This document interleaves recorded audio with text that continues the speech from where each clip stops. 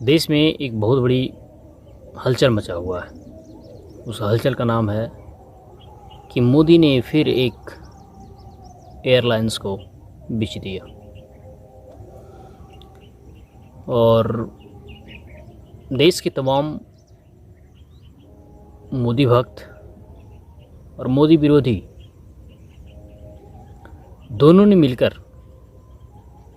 ज़बरदस्त इसके बारे में सोशल मीडिया पे बहुत सारे न्यूज़ को फैलाया है। उसको इस प्रकार समझिए आप।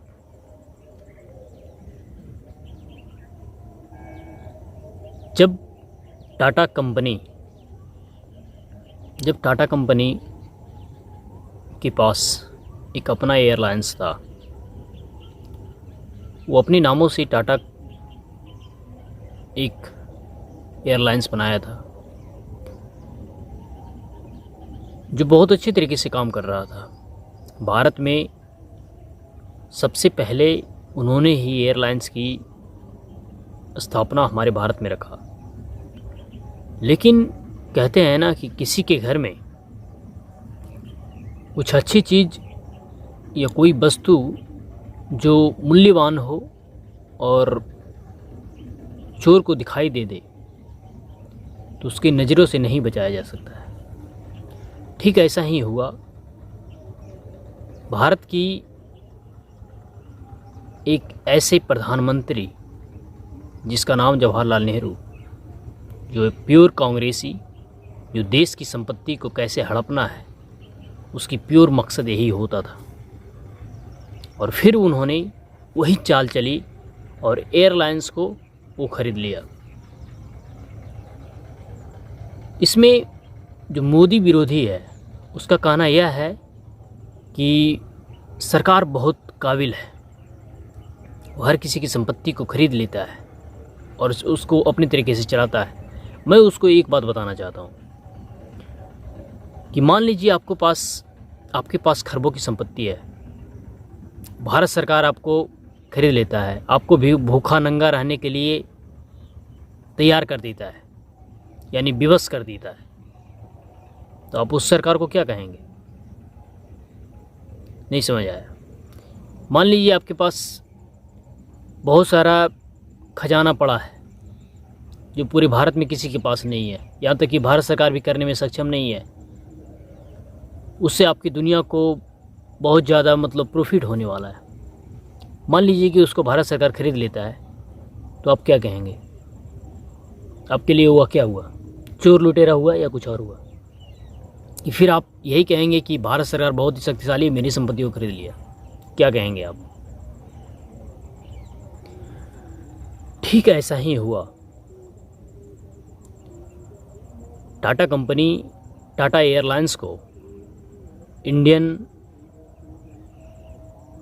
एयरलाइंस बनाया गया और उसे ख़रीद लिया था। बाद में बहुत सारी विफलताएं उस एयरलाइंस में आया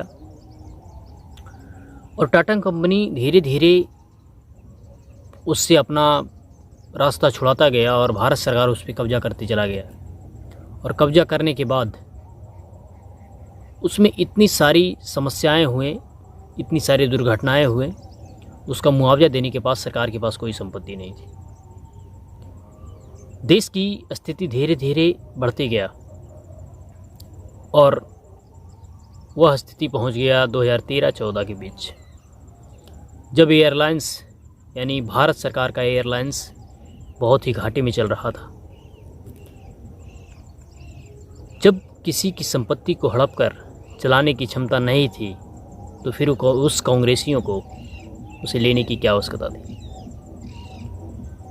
लेकिन एक कोई वीर जो भारत का प्रधानमंत्री 2014 में बनता है, उसकी नज़र उस देश के औलाद पे, जो टाटा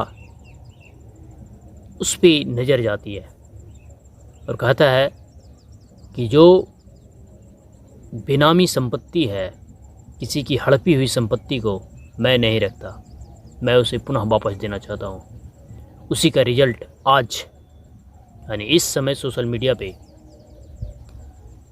एयरबेस के बारे में फैल रहा है।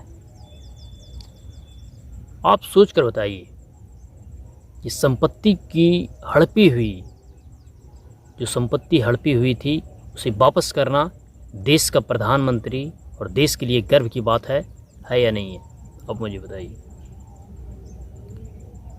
देश में ऐसे औलाद हैं जो दूसरों की संपत्ति को हड़पने में भी खुशियाँ मनाता है, और वो कहता है कि मोदी भक्त है और गोदी भक्त है। उसे बताओ कि तुम्हारी घर की संपत्ति को लूटते हैं हम, फिर तुम मुझे क्या कहोगे? जो वापस दिलाएगा उसे आप शेर मानोगे, जो लूटा है उसको शेर मानोगे? ये दोनों क्वेश्चन आपके पास है। इसका समाधान और आंसर आप ढूंढिए। और देश का विरोध किसी व्यक्ति का विरोध करने से अच्छा है आप देश का विरोधी मत बनिए। देश यही मोदी समाप्त होने से ही देश समाप्त नहीं होने वाला है। देश आने वाले जनरेशन को भी प्रेरित करे, ऐसा आप काम और ऐसे लोगों से संपर्क बना कर रखें।